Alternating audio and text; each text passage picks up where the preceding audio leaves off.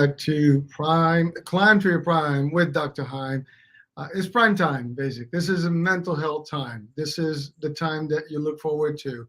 Every month, we are on the same set with the one, the only Dr. Heim, which we've had a special last month. Well, actually, early on this month. And as you can see, he's with us, and he's got his glorious view today. So we're going to talk about that in a second. So again, this is a live show, as you can see. Please do join us in the comment field. It's your show. You don't have to state your name. Just send your questions. We're going to have some questions, but please interact with us, and we'd love to hear from you.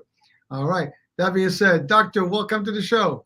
Thank you very much, Hurricane. It's wonderful to be here once again. Yeah, well, I mean, last time we were in a different set. We were in the Brooklyn, New York City digs. That was an awesome show, and actually, I love that the whole time that we did that, and a lot of feedback there as well. And so now you've traveled around the world, and you're back to home. Yeah, Hurricane. Beautiful. That's right. It was wonderful to work with you in real life, IRL, and it was just wonderful to be in that studio. And yeah, I think it was a special time. I loved the ground that we covered and the things that we were able to talk about. Thank you for the questions that you brought to us and the way you facilitated all of that. But Hurricane, now we're in Sydney. It's back to the future for us. So we're here. It's Saturday morning, Friday night for you, but we're moving forward in mental health for the people out there that need it. Yes, sir. Well, so I want to just briefly, again, we had the show, Resilient Relationships.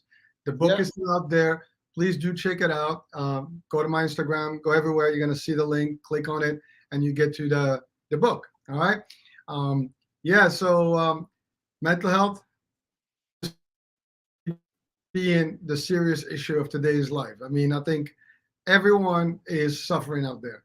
I think everyone is. I'm sorry. I mean, we all are to a degree or level. We just cope with it differently. And so the first question I have, this is on me. It's not. I'm going to read the questions in a minute. But doctor, that statement I just made. Yeah. Is that really the truth that we have today? I mean, because I have this discussion with a lot of people, and everybody seems to have some sort of level of stress issues going on in their lives. Yes. So the short answer, Hurricane, is yes, it is. We have the statistics to show that, let's say in a 3-year period, depression actually increased by 67% in people under 18, and it increased by about 27% for people over 35, but it's on the rise. Now, I got to tell you, Hurricane, some of the experts will have discussions as to whether we're just changing the definitions, if we're too soft on ourselves, which is a terrible way to look at things. But from our research, the mental health issues that people are going on with out there are real. The rate rises are real. And it's very strange, Hurricane, that we live in a society that is prospering more than it ever has. We have more material. We're able to do more things. And yet we are more anxious, depressed, and addicted to substances than we have ever been. And look, substance addiction has increased by a good 4% each year for the last 4 or 5 years. And that's a worrying statistic. And the difference that I want to make is just because so many people are going through this, it is usual in our society, but that does not mean that it is normal. This is not what humans are supposed to be going through. We are actually supposed to be happy, healthy, and striving to get through life together. And so I want to encourage everybody out there that if you are going through mental health issues, it is difficult for you. It is still the right thing to strive to do better, to strive to become the best you that you can be. And that's what we're talking about, Hurricane. We're talking about techniques and attitudes to be able to cope with today's society so that we can have the mental health that we all should have. So doctor, it's funny, I'm going to state this, but we use the word resilient relationship for your book. Yes. But the word resilience is really the key word here. I mean, some people just have better way of coping, I guess, and handling themselves throughout this increased stressful world. as opposed Yeah. to others. Yes, that's right. And so we use the word resilient, you use the word resilient, and the word resilient means the ability to be able to bounce back. So life is going to give us hits. We all take hits, but after taking the hit, we recover, we recuperate, and we bounce back. And this is why we're putting such an emphasis on relationships, Hurricane, because the studies on resilience shows that if we have good relationships, and I'm talking about relationships from when we are children with our parents to when we grow up with each other, that it is these relationships that give us that ability to bounce back, that give us the ability to be able to cope with the knocks. Because, hey, life is hard. It is difficult to survive. However, we're actually built to do that. We're built to grow through the knocks so that we actually get better at coping with the next knock. Well, thank you, Doctor. So the reason I started with that question is because I know there's a lot of factors that make life hard and difficult for us. I mean, some of it is relationships, some of it is just work, and it's still relationships and all the stuff, the finances. But now the questions I have, they have to do with technology. Yes. So the first question, is there damage and harm to our mental health from bad nutrition and poor environment as well? John. Yeah. Okay. So, John, your question is, can we do a harm to our mental health through bad environment and a less than optimal nutrition? So the short answer is yes, but it's not the priority. The priority is actually what Hurricane just alluded to. It's technology. It's what we're doing with our brain.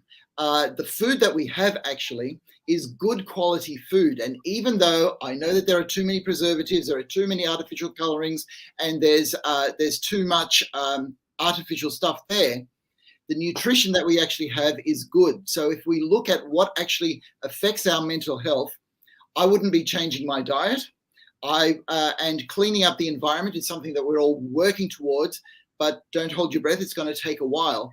The thing that you can do, John, right now is to look at the technology use that you're using. And I am talking about social media and screen use, and actually making sure that you are getting the exercise and getting out into nature there. But most importantly, getting together with other people, not virtually, but in real life. Well, that's a difficult test because, we're all seeing people literally sitting across from each other's table and not talking to themselves. I mean, not talking to each other, but talking to somebody else that is not physically present. And yes. I know you had given us an advice a couple of years back, if I'm not mistaken, about putting the phones away on a table. It seems to help people get there. But the screen time has an effect also because of the blue lights. Yes. So this is just me kind of trying to get more information potentially. Yes. Does that have an actual impact on your mental capacity over time? Okay, so it has an impact, but not so much on your mental health, but your ability to sleep, because it's the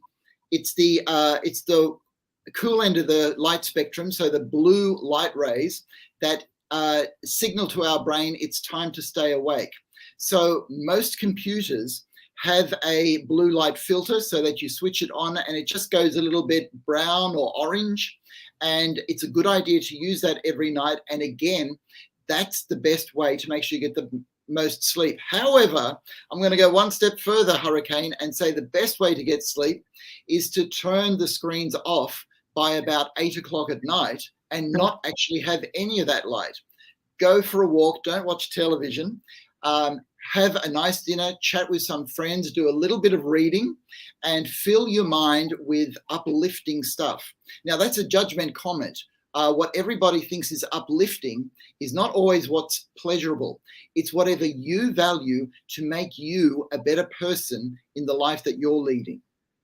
So Doctor, listening to you, what I'm gathering is that most of the mental peace comes as a residual of the activities that you do, because sleeping well, because you're doing this, it's going to affect you. Ultimately, it's going to give you stress, give you, a little bit of a different way of reacting to things, right?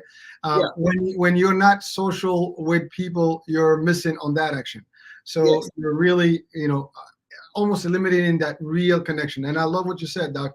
Go out there, meet with people for real, not just social distancing. I mean, this is real social distancing. Yeah. Seeing somebody over the internet is the biggest social distance you can have.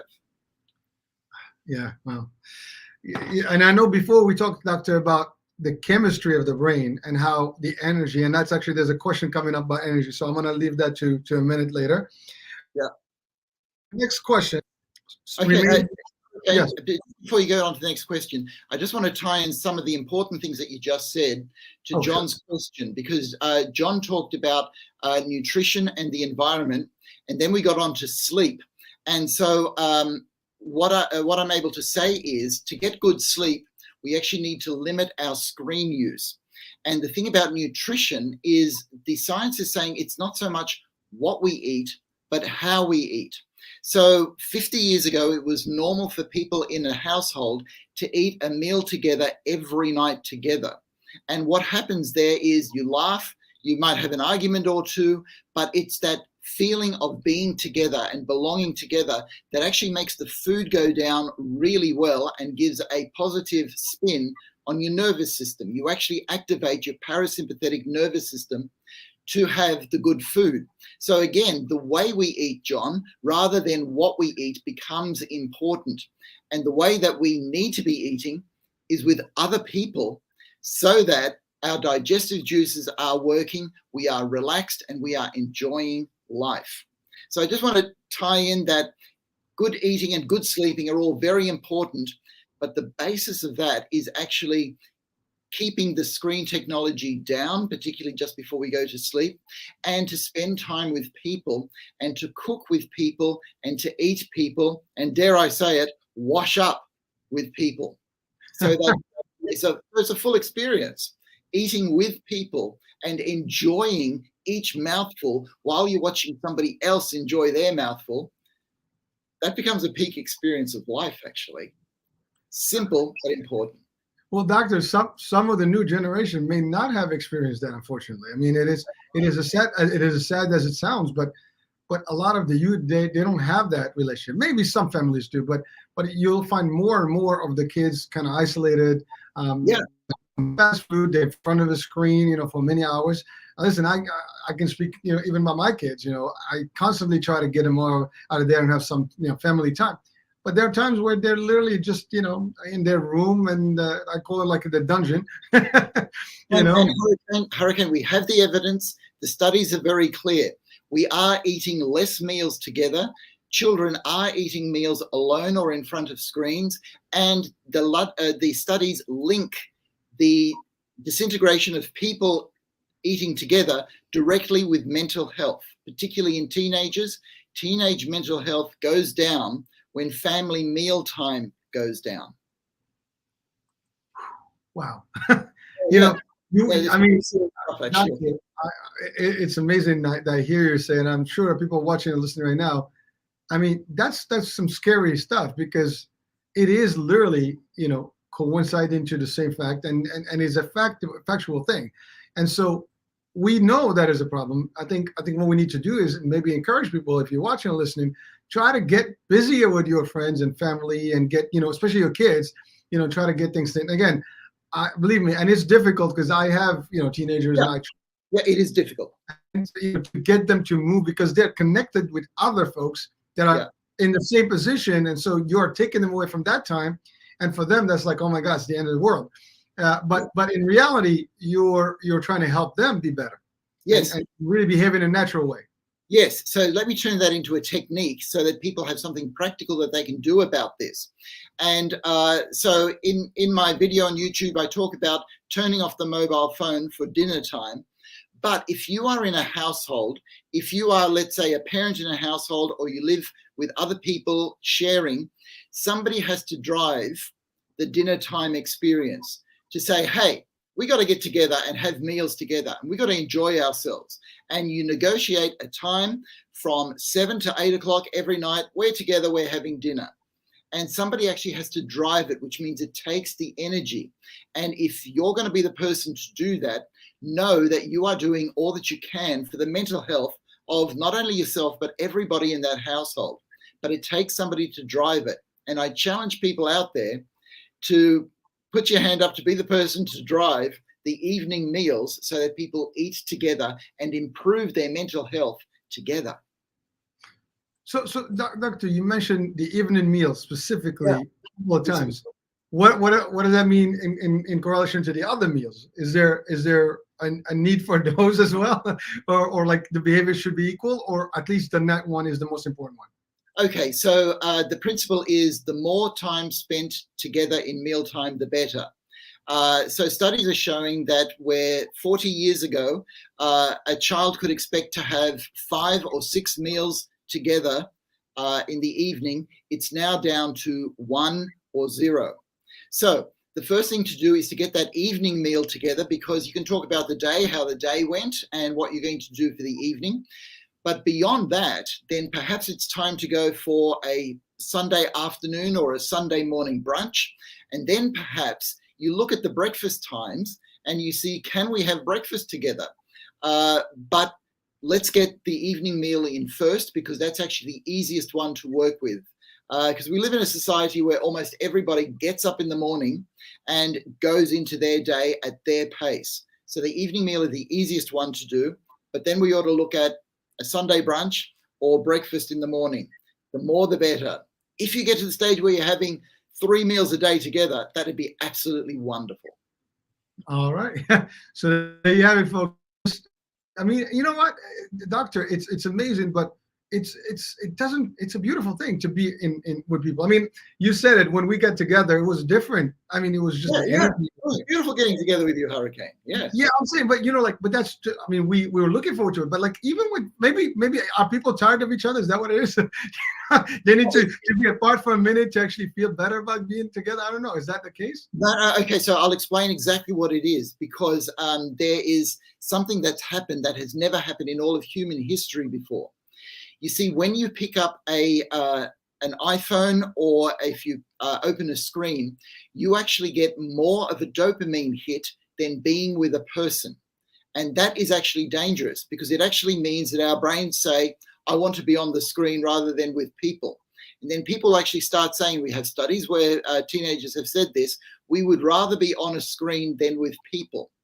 And the reason that they say that is because of the dopamine hits, because it feels better just in that moment.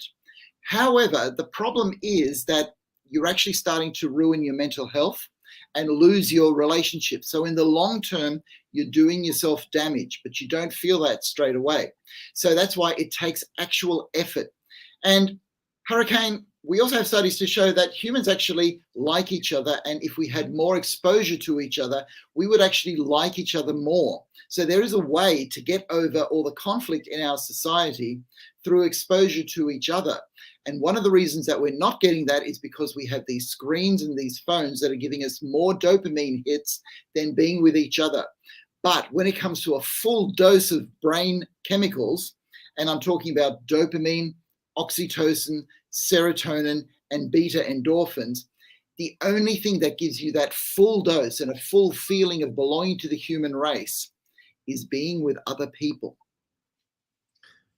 So Doctor, is it safe to say that maybe 2 generations back, the children and the people were happier people, less stressed people?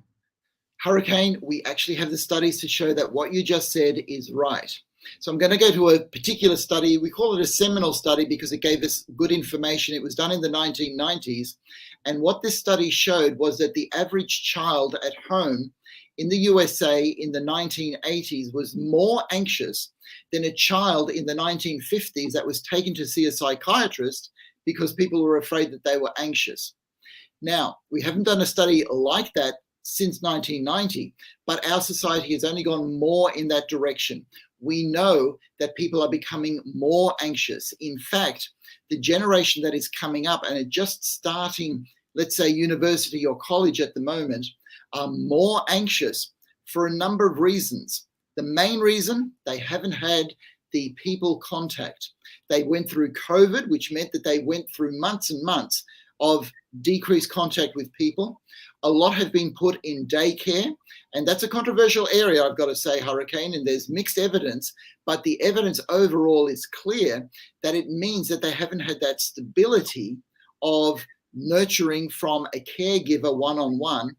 And also at school, play and just enjoying yourself during your free time has been curtailed because we're afraid that children will hurt themselves. And guess what? They do. But because of that, it means that children are actually playing less with each other.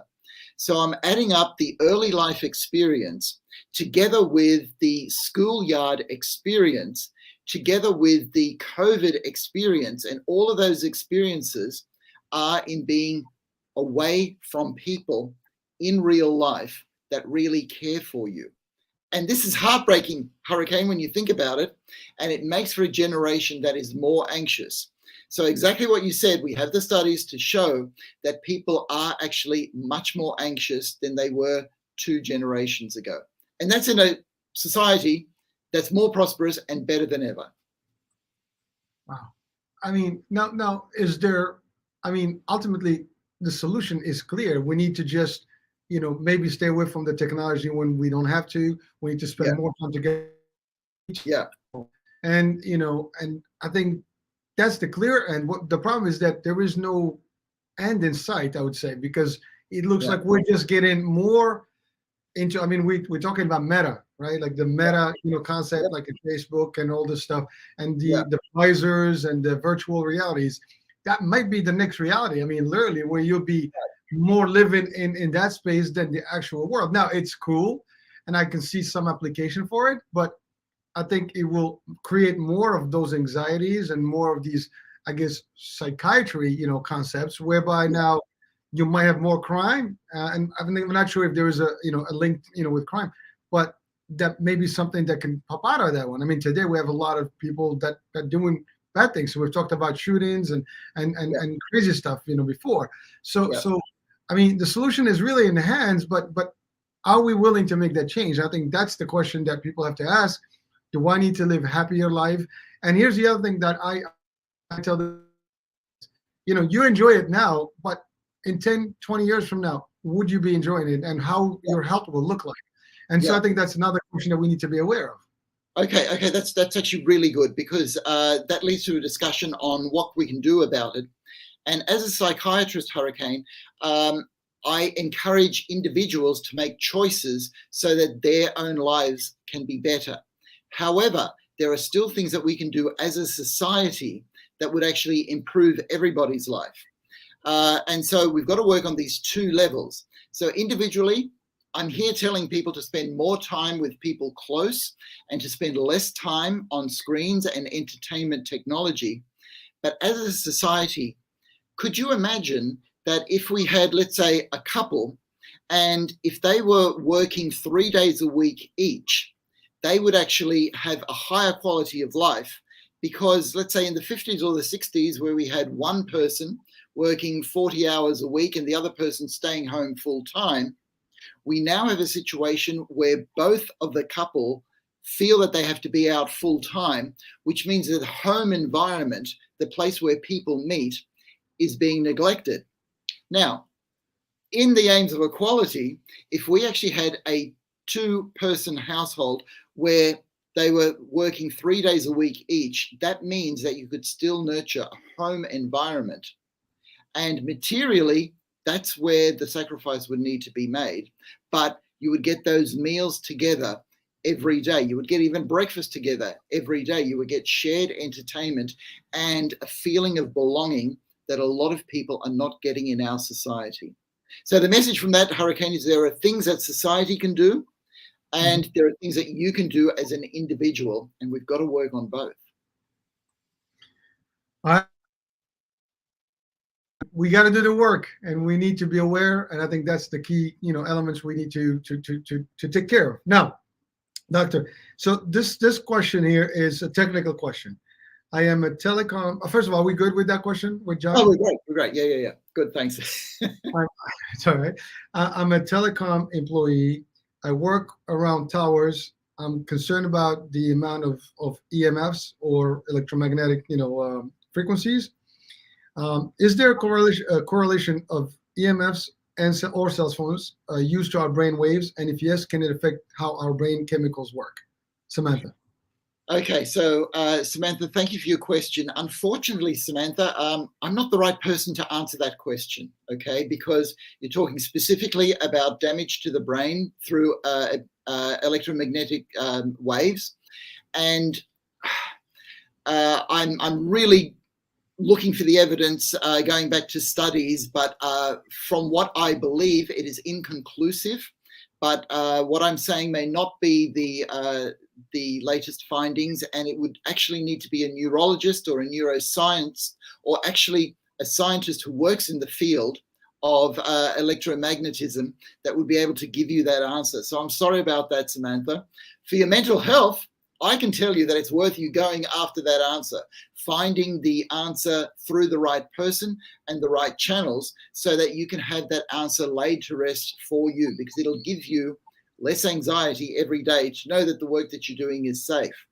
Also, there'd be people at work that you could talk to about that, because that's an occupational health and safety issue. And there's one thing I've got to say: we live in a world where we value people's safety. So Samantha, we value your safety, and get that information. So this one is a little bit different topic. I'm a small business owner, and I found out that my closest friends are the ones, my closest friends are not the one who support me or to support me the least. I simply look down on any progress or attempt to thrive. I have heard many public speakers quote that, but never believed them until now. What do people have? Why do people behave this way? And how can I push through this and not become disappointed and lose faith in my abilities and potential success? Okay, so Hurricane, correct me if I'm wrong, but the answer is basically saying that this person does not feel supported by their close friends. Yes. And so the choice is often, what do I do? Do I say goodbye to my close friends? Do I cut off contact? And there are a lot of video clips and speakers on social media that say get rid of toxic people in your life. And look, I agree with that. If there's a toxic situation in your life, you have to put up boundaries at least. That doesn't mean that you've got to cut off completely, but you've got to cut off how much these people affect you. However, the question is, how toxic is toxic? Sometimes your best friends can be jealous of what you do. Sometimes your best friends can be unsupportive because they just wish that they had something good going on in their life. And so I would not be leaving friends because they're being human beings. Because guess what? You're a human being too. You're capable of being angry, depressed, jealous, or just a little bit envious. And so sometimes friends are not as are not as supportive as you would like them to be. So this takes a judgment call as to how close these people are going to be. I'm not one for cutting off relationships, but it's good to know who are actually your supportive people. So you end up spending more time, more intimate time. And what I mean by that is you actually share more of yourself with them. And then there are some people who, let's say, is that relative that you just don't get on well with, or that friend that is part of your friendship circle, but you know what? You realize they're just being a bit of a snake as when it comes to you. And you just keep your distance. You just keep that hand up there to protect yourself. So I hope that kind of covers it, because we do want to achieve as individuals, but we want to keep a friendship circle together as well, which does mean some compromise and some thinking about who we have close and who we just keep at a distance sometimes. And sometimes you can actually have an honest discussion about it, but not always. Well, so doctor, I hear you, but here's my concern about this is that you open a business, right? Yeah. And you do expect that your friends and your immediate family are the first ones to support you. Yes. Yet, in this case, the question is stating that that person is not seeing that value from the people around them. Yeah. They're not supporting him. They're not giving him anything that makes sense, in terms of the support. they're not buying from him. So Oh yeah, that's a hard one. That's a hard one. Yeah, so at least that's what I'm gathering, because yeah. and I hear this a lot, and I think I made this comment the other day on a different show about Elon Musk talking about we should celebrate people who are starting their own businesses by doing like business showers, just like we do like baby showers. Yeah. Yeah. So the idea is that you think that your immediate entourage should be your first support system to help you, but yet in this case you see the opposite, and Yes. and I'm almost leaning towards that, the latter part, that there's many people that may not support you in your close circle. You cannot really rely on them as much as you would think. Yes. Okay. So what you're saying is quite right. And look, I can extrapolate that to say there are many situations where you want the close people to you to support you, and they don't. So we're talking about opening a business. We're talking about marrying somebody that your family may not like. We're talking about doing a lot of travel that your family don't think you should be doing. Or we're talking about pursuing a hobby or an interest or a passion that people think that you're wasting money on, right? So this comes down to individual values, and all of us as an individual need to follow our dreams. And unfortunately, the people who are closest to us can sometimes pour water on our dreams. And the idea is go for your dreams. You've got to go for your dreams. But you see, people will pour water on your dreams, not by telling you, I don't like what you're doing, but in a passive way, by saying, oh yeah, all the best with it, but then never buying from you. Or, oh yeah, all the best with it, but not talking to your spouse. And all these things that undermine you. And unfortunately, Hurricane, people cannot share our vision all the time. And so what I encourage people to do as individuals is to stick to your vision. Now, as far as how close the other people are going to stay to you, I like to see the people around us like a target. If you can imagine a target in your mind, you will have a core person or an inner group of people who are just going to be close to you no matter what. And even if they disagree with something that you do, they're going to support you because they trust you and they're just going to be with you. And then as you go out from that center of the target, people care about you less and less, and they understand you less and less. So friends tend to be closer, acquaintances tend to be further away. And the thing is yourself. The idea is to make sure that you get less influenced by the people who are further away from you or who don't support you. And if it's somebody really close, like a mother, a father, a sibling, or a close friend that doesn't support your business, the thing to do is to talk about that with your inner circle. Talk about it with your spouse, with the people who are close to you, to say, hey, I don't think they're being supportive. And they say, well, I believe in you. Go after your dream, no matter what other people think. So you've got to dare to be yourself. And other people will either go with you and be convinced, oh my gosh, I didn't think this business could be a success, or they will just back away a bit because they can't cope. But quite frankly, Hurricane, that's their problem, not yours. To thine own self be true, said Shakespeare. And you know what? I think he knew what he was talking about. Well, so Doctor, there's a couple of things there, right? And I can see this. I mean, probably one of the reasons is, as you said, they don't believe in your vision, right? Yes. And nothing's got to stop your vision. I mean, that's my personal thing.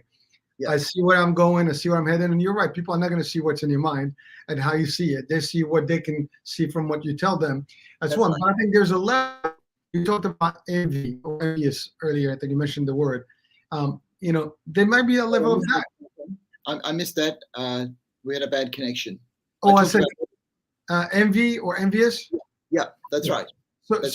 So I'm assuming that there is a level of that, because when you're, I guess, embarking in a journey of a business, I can tell you it's not easy. It's difficult, but people still, because they didn't do it, they look at you like, well, you're not going to make it, because, that's how they see it. They couldn't do it, or they didn't want to do it because they were afraid, but you're not afraid.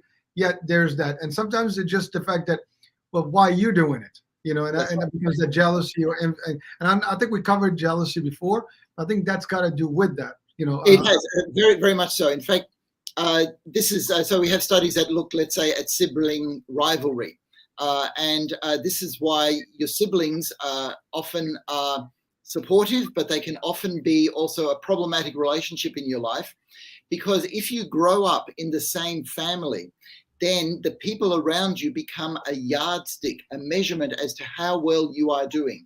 So if somebody who is close to you is doing well, then other people think that they are not doing as well. Same with close friends. We tend to have friends that are in the same economic strata as we are, the same demographic, the same values, and basically the same geographic area. So if they see that you're doing a bit better, they then sort of think, oh, I'm not doing as well. And so naturally, there is going to be some competition. And the thing is that it's how you handle it. Because as I said, we are all human. We are all capable of being envious and even angry.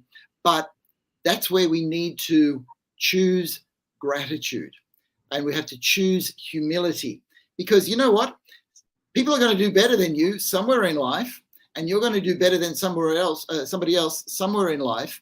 So rather than being envious and bitter when somebody does better, or to get really self-centered when you're doing well, you can actually choose to be humble when you see somebody else doing better, and grateful when you see that you are doing better than others.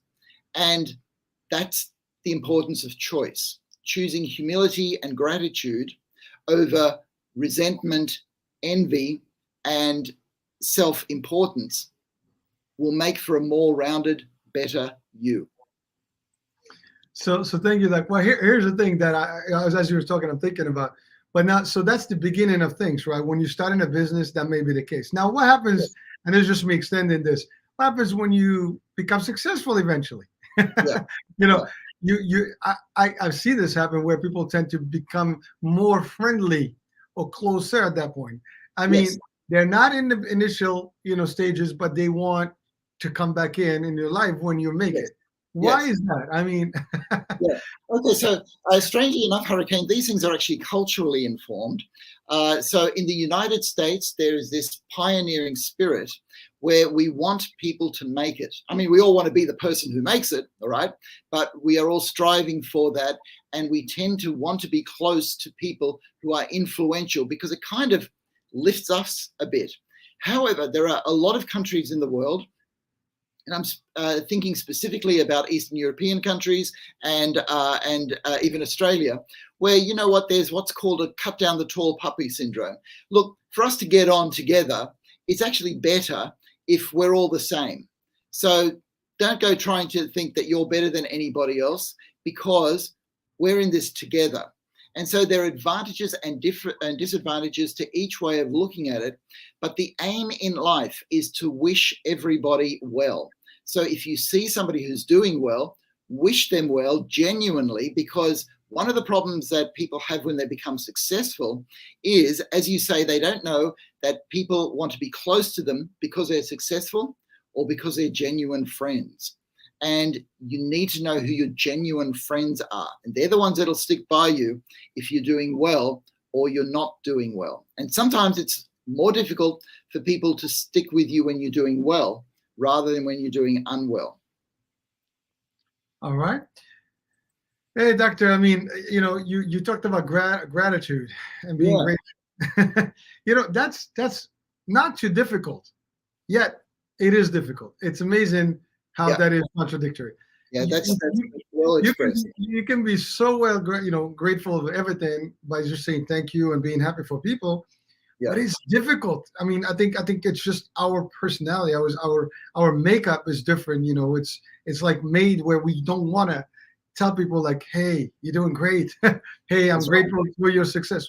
Is that like an innate something that in human nature?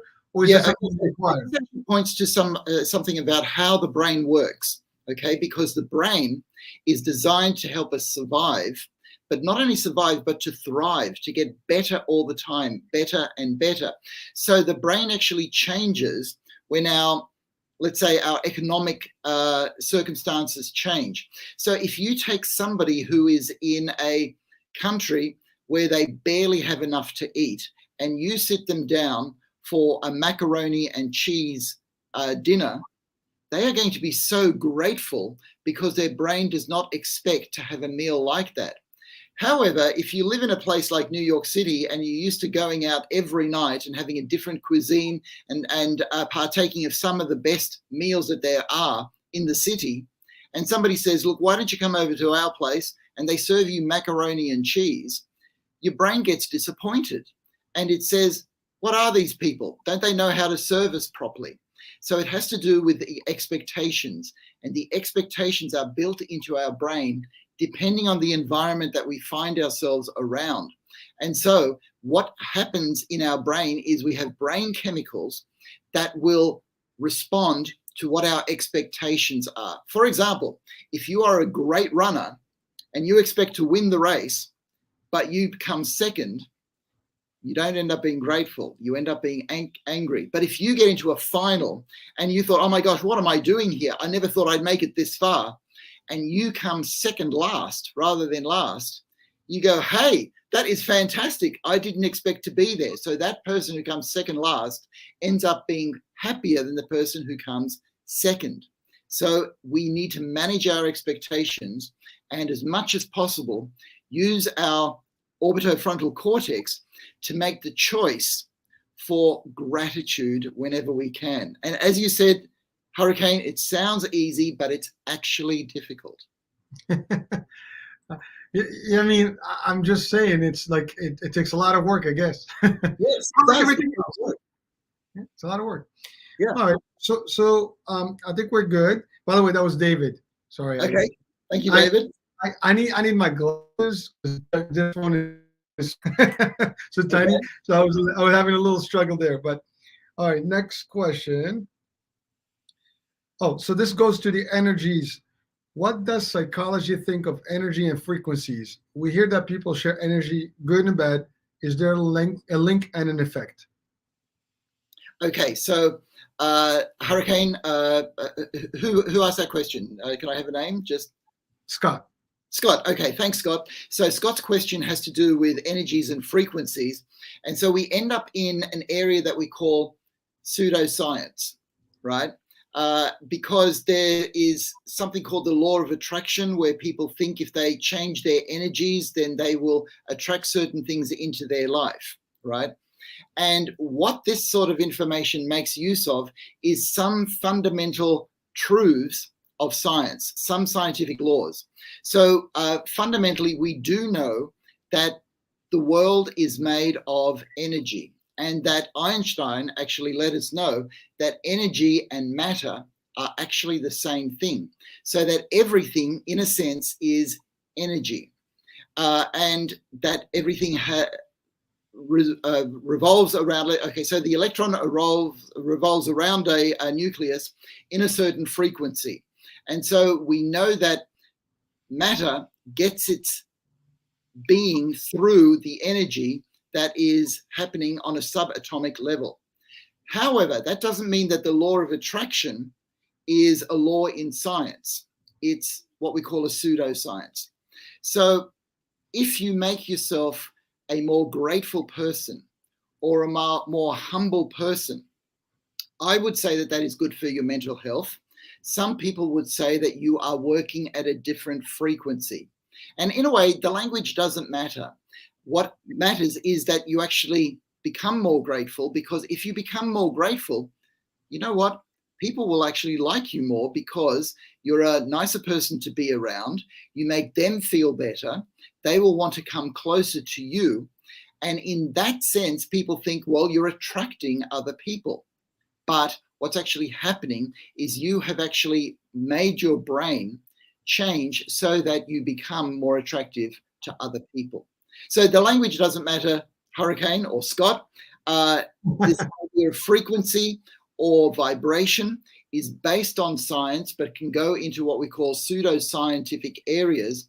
But as a psychiatrist, I know that if you strive for humility and gratitude, then you are going to be around people much more often, and that as our studies say, is going to be good for your mental health and for the mental health of those around you. Thank you, Doug. So the thing that I notice in general, right, is, and we talk about this all the time about energy, like in a room, energy when you meet with people, and sometimes you get the wrong vibe. Like you can be with someone in the same place and you just don't click at all. There's no, and sometimes just like so, it's almost like contagious. You happen to be like really like hyped up with somebody else in the same space with you, and you know. But that's really stuff that you point. I mean, the world is full of energy. We can sense those things. You can even feel bad things that are happening. Sometimes we call the gut feeling or something like that. Yeah. Okay, so let me go deeper into the brain about that, Hurricane, because what you said is totally right. And I can use some scientific terms that we know actually exist. And we've actually had studies to actually pinpoint where gut feeling works, or at least we have a workable theory anyway. And it works in an area of the brain, part of my favorite, called the anterior cingulate gyrus. Now, the anterior cingulate gyrus just means the front bit of a bulge that happens to be in the inside of your brain. But this is where empathy is processed in the brain, and it's a part of the brain where we get on with other people. And this is where, and the scientific terms are limbic resonance, where what happens is the limbic system of our brain resonates with another limbic system in somebody else's brain. So if you just look at somebody, you pick up their vibe, if you like. Now, vibe is not a scientific term, all right? But limbic resonance is a scientific term. And you know what, Hurricane, to me, it's the same thing, all right? I can pick up the vibe in a room. You pick up the vibe in a room. We don't have to go around saying this, that we're working in limbic resonance. We all experience the same thing. And through eye contact, through listening to somebody's tone of voice, through looking at their posture and their behavior, we pick up their vibes. So we pick up what their anterior cingulate gyrus is putting out to the world as to how they actually feel at the time, and our brain responds. And this goes back to a series of studies that were done in the early 1990s in Italy to show that we are much more connected and we respond to each other on a much finer scale than we ever thought existed. And so this is the science of mirror neurons and limbic resonance. And we are still working on this because we do not understand it fully, but we do know that people who are close experience much more of this than people who are distant. Woo. Nice. Amazing. That's what we have you, man. You got to break it down to us. Wow, man, you know, I enjoy this stuff. Folks, listen, I mean, you're in front of one of the best in the world, and what we hear here is from the source. We get the real, I mean, the real McCoy, as we say, right? It's as good as it gets. So doctor, I'm gonna go into the next question now, and let me get that phone closer. That's what happens when you hit a certain age, right? Okay, so this is gonna sound funny. I know the value of this question. Why are people becoming zombies? And as they are immersed in the devices on the road, crossways, stairs, etc., they have become one-handed humans. Is this some sort of a programming, Jane? Okay, Jane. Jane, that's an amazing question. That is such a great question, Jane. Okay, so firstly, I need to look at where we got the word zombies. And we got the word zombies from our entertainment, from science fiction, from the idea that we could actually get to a stage where humans become less human. They become just the material walking shells rather than thinking, feeling, desiring, loving human beings. That's what a zombie is. A zombie, in a sense, is a shell rather than a full human being. So, Jane, to your question, how did we get to the stage where we were becoming zombies? Firstly, we got the idea of a zombie, and we have been watching zombies for such a long time. Plus, the social media does have an effect on our brain that we do not like to admit. It is making us focused on what the social media wants us to focus on. So we get certain images, we get bombarded with images, we get certain sounds, we get bombarded with sounds. And what happens in the brain is, rather than getting sensitized to the actions of other people, we actually get dulled because there are so many colors, so many images, and so many sounds going into our brain so quickly through screen technology that we get a filter. And the filter happens in the thalamus. And the thalamus is the part of the brain that's a gatekeeper that says, I'm going to let this in, or I'm not going to let this in. And what happens is we become so focused on our entertainment and on the media messages and on images and sounds that we shut off the mirror neuron effect that I just talked about for the last question. We shut off hearing somebody else who says, it's dinner time, could you come to dinner, Jane? You know, or no, I'm serious, this is what happens. Or the person that you love could enter the room and you don't notice. I mean, that's a bizarre situation. Somebody that can make you feel amazing, you won't notice because your eyes and your ears are fixed on a screen. And that is part of the zombie process. So if you take that process and you repeat it day in, day out, we have studies to show that people who use social media very heavily, and I'm talking about 8 or 10 hours a day, after a year, their anterior cingulate gyrus, so the part of them that creates the empathy so that you're sensitive to other people, it shrinks, Hurricane, it shrinks. So another way of looking at it is to use Jane's words to say they are becoming zombies. That is seriously what is happening. Jane's words. Sorry? It shrinks physically. It physically shrinks. You look at the brain, and the brain area that creates the empathy is smaller in these people, which means they then have less ability to notice and respond to the people around them, which means they're going to do it less, and they're in a negative cycle. And unfortunately, we are all in this cycle a little bit, which is why I spend so much time, Hurricane, saying two things: limit the screen technology and keep time together with people in real life. Ooh. Well, doctor, you know, it's funny because the fact that you mentioned these facts, and this was a study done over a period of 1 year. So if these people continue doing this over 10 years, I mean, they'll literally become true zombies. I mean, I'm talking about they'll be literally just in a zone. I mean, that is scary. I mean, to even imagine that. I mean, when you were talking about it, it sounded like hypnosis in a way, but this is beyond that. I mean, this is like where you're completely off. This is beyond hypnosis because this is physical, this is biological, this is a part of the brain that we can measure, and we know that it shrinks if you do not use it. But the good news, Hurricane, is that it grows if you use it. So anybody out there making the decision to say, I'm going to be on the screen for 2 hours a day rather than 4, and I'm going to spend an extra 2 hours a day with people that I love, talking, laughing, enjoying parties with them without documentation, without anything interfering. I'm going to turn that screen off for my dinner time. I'm going to have a technology-free day every day, and I'm going to prioritize people and love in my life. We would actually be able to measure after a year that their anterior cingulate gyrus grows and becomes better. So you become a more empathic person, you become a more sensitive person, you become a more feeling person, you become a more sociable person because your brain has grown the networks that are needed because you're doing so much of it.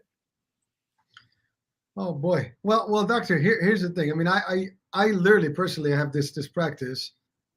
I take my phone and I leave it somewhere else. You know, after a certain point, I don't touch it. I don't care who emails, what does, you know, no text, no emails, no connection. I don't do anything. It's done. When I go on vacation, it's the same thing. I Yeah. barely touch my phone, and Yeah. I do it, almost on a daily basis. So Yeah. it's a practice. It takes a lot. I mean, it is addictive to a degree. You want to Yeah. look to see what's going on. And, again, I know in a few shows back, we talked about how from the time of technology to now, you've seen a huge impact on the mental health aspect of things. And this is becoming the reality of life, but it's really, there are tools to it. I love what you said about continuously talking about being with people, being more interactive. We hope that people can eventually gain their brain capacity if they actually apply different techniques to shrink the time that they spend on the screen. By the way, you mentioned after 8 hours. That's the study, but there are people that spend a lot more than that in a day. I know. Yeah, 8 hours is nothing, man. Man, I didn't want to make people feel bad, Hurricane. Okay, but the catchphrase in neuroscience, in what we call neuroplasticity, about how to change the brain, is use it or lose it. So use your capacity to be with people and relate to people. Use your empathy. Use your gratitude. Use your humility, or you're going to lose it.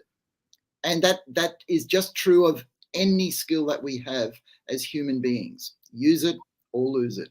Well, doctor, and you're right. I mean, everybody knows that if you don't walk, your muscles will shrink. If you don't work out, That's right. everything. If you don't practice a language, it escapes. Same concept here. If you're not practicing the right stuff, your brain is not going to function. Like everything else, it's exercise, it's repetition. That's right. That's exactly what it is. So I'm just encouraging people to do the repetition so that they can climb to their prime in their mental health. I love it. That's good. Well, there's no reason why that was your title. I mean, that's an impressive title, and it works. Okay, that's good. It is. I mean, it's a powerful, and you know what? We want to be in our prime at all time. Yeah, we do. That's We do. good. And using Jane's words, being in your prime is not moving towards being a zombie, right? We have to move away from being zombies so that we become full thinking, feeling, loving human beings that can relate to each other. That's what we actually want. That's what makes life feel good. And I'll go back to something that I said earlier, that the danger is that we now have a tool that gives us more instant pleasure, more dopamine than being with people. So that means that we intentionally need to make the choice to be with people, because if we just leave it to our automatic brain says, could I get back on that screen, please? And I'm talking about myself too, Hurricane. That happens to me too. So I have to work at it.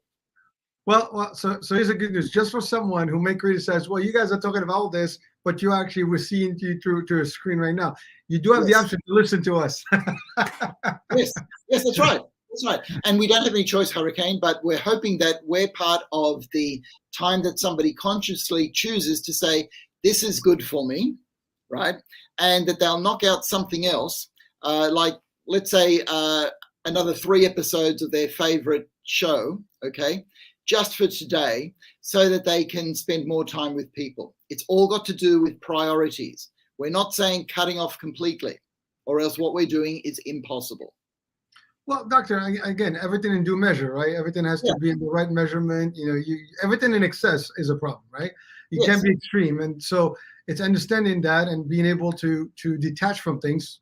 But that takes a lot of work. I mean, it's like everything else, right? You got to practice that. I can connect, I can disconnect, as opposed to like I'm in the zone and that's it. And then literally over time it become like I mean, I can tell you this, I don't get it. I see people walking in the street, crossing, literally, and in traffic, not even looking left or right. They're just in the phone. Yeah. And, a lot of people lost their life that way, and it's happening more often than you think. I see people walking and misstepping on stairs because they're on the phone. I mean, you coming down the stairs, take your phone out of your sight, and make sure you walk away. I mean, these are like different things, common sense, right? Yeah, no, it's common sense, but how do we get these things working in our brain? And I talk about this on the video clip a bit. You need to have a purpose. So I ask people to start with their values, and I'm making an assumption that people value the close people around them and that they value their mental health. That's why they're listening to us, Hurricane. And from your values, you generate goals, Okay, so my goal is to spend 2 hours a day less on social media than I do at the moment. And I will do that by taking off 15 minutes every week so that in 8 weeks, I will be at my goal. That is a good way of doing it. Or another goal is I want to walk around town without my ear pods in and without my head in a screen. How am I going to do that? Just occasionally, I'm going to leave my phone at home and I'm going to see what that feels like. And I'm going to do that for half an hour a day or for my walk to college or whatever it happens to be. And you practice because when you use it, you won't lose it. So you practice and then all of a sudden you're enjoying walking to college because you can hear the people, the cars, you can feel the air, you can look at the sky, see a few birds, and you're going, wow, that's actually a good experience. And then you're giving your brain dopamine that it doesn't get while it's on the screen. And all of a sudden, you're actually a happier person. You can be grateful for that. All right. Well, Doctor, it's always fun and a pleasure to have you on. I mean, we've come to the end of the show today. I got a few other questions. We'll table those to the next one. Yeah. And by the way, just as a disclaimer, I have a different set right now for this show. So I look like a little baby face there. I don't know why. That is not the true me, but hey, just to get that out of the system, I'll take it for what it's worth. But that's about it. So, Doctor, thank you so much for the value as always, and the insights and the real, core things that we can apply in real life. And again, folks, this is your show. Continue sharing your information, the questions. Please do interact with us. We want to hear from you. We can have you also call in, in the next few. You can call in as well and interact with us live. All right. So I'm Hurricane H with Dr. Heim here, the one and the only, from the land down under, and the harbor bridge behind him. And we'll be talking again at the end of next month. So it'll be the last Friday of August. So just look forward to that show. It will be great. We have a set of questions, but please come on. And by the way, if someone wants to actually come on the show with us and maybe be live with us, you can. I can post the link into the show. Come in as long as you're participating properly. You're welcome to join us. What do you think, Doc? I'm all for it, Hurricane. All right. All right, that's it, folks. This is it. We'll be talking in a few weeks. Bye for now.